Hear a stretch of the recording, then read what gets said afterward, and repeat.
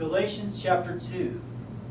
Then, after an interval of 14 years, I went up again to Jerusalem with Barnabas, taking Titus along also. And it was because of a revelation that I went up, and I submitted to them the gospel which I preach among the Gentiles.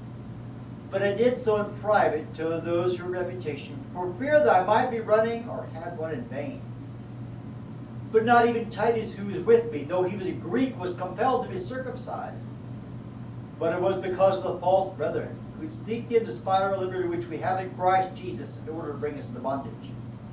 But we did not yield in subjection to them for even an hour, so that the truth of the gospel might remain with you.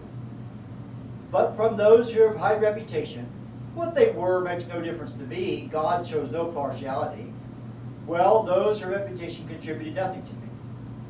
But on the contrary, seeing that I have been entrusted with the gospel to the uncircumcised, just as Peter had been to the circumcised, for he who effectively worked for Peter in his apostleship to the circumcised effectively worked for me also to the Gentiles.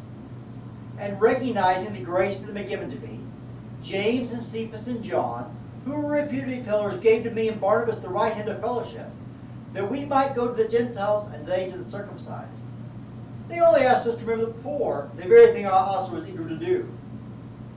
But when Cephas came to Antioch, I opposed him to his face, because he stood condemned. For prior to the coming of certain men from James, he used to eat with the Gentiles. But when they came, he began to withdraw and hold himself aloof, fearing the party of the circumcision. And the rest of the Jews joined him in hypocrisy, with the result that even Barnabas was carried away by their hypocrisy.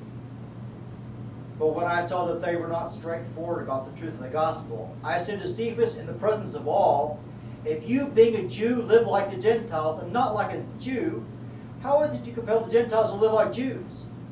We are Jews by nature, and not sinners from among the Gentiles. Nevertheless, knowing that man is not justified by the works of the law, but through faith in Christ Jesus, even we have believed in Christ Jesus, that we may be justified by faith in Christ, and not by the works of the law. Since by the works of the law shall no flesh be justified. But if while seeking to be justified in Christ, we ourselves have also been found sinners, is Christ then a minister of sin? May it never be. For if I rebuild what I once destroyed, I prove myself to be a transgressor. For through the law I died to the law that I might live to God. I have been crucified with Christ, and it is no longer I who live, but Christ lives in me. And the life which I now live in the flesh, I live by faith in the Son of God, who loved me and delivered himself up for me. I do not nullify the grace of God. For if righteousness comes to the law, then Christ died needlessly.